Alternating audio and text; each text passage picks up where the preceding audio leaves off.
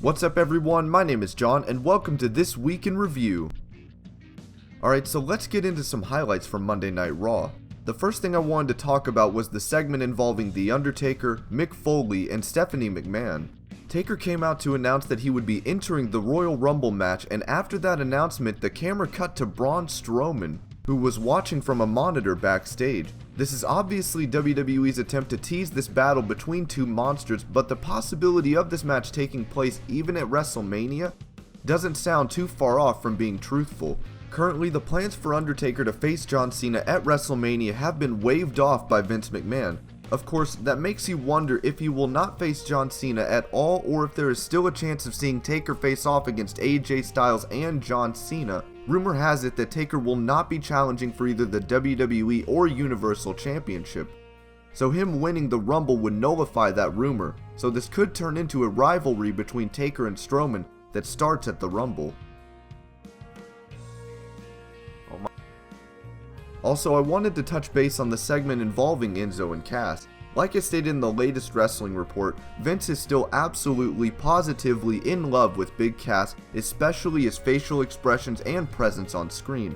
Enzo and Cass being paired with a legend like Shawn Michaels for a segment on Raw just continues to show that McMahon wants them to succeed.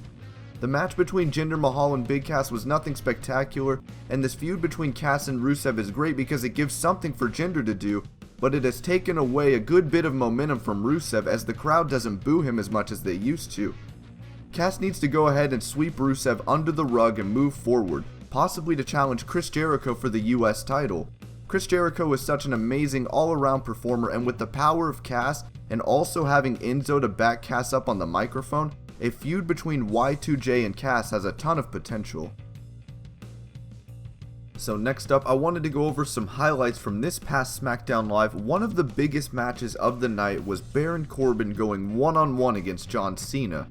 Now, there have been a good bit of people online that are criticizing Cena beating Corbin clean. However, if you watch the match back, you'll see Baron Corbin constantly taking the time to ignore John Cena by trash-talking AJ Styles. I can agree that having Styles interfere could have protected Corbin and made him look even stronger, but he is already in the main event scene and just had a match with John Cena. Needless to say, I don't think anyone should be too upset about the Lone Wolf's place in the title picture, because he is closer to the WWE Championship than most of the roster. Aside from that, if we want to talk about people that could use a win in WWE, John Cena needed to prove to the WWE Universe that he could still go out there and beat the best SmackDown Live currently has to offer. Now, I wanted to get into this whole Dolph Ziggler heel turn. Ziggler had a match against Kalisto since he attacked him last week on SmackDown. In the match, Ziggler didn't use any dirty tactics, but he did go for a cocky cover after hitting a dropkick on Kalisto, to which the Lucha Dragon responded by using a rolling crucifix to pin Ziggler. This caused Ziggler to get frustrated and attack his opponent with the steel chair after the match.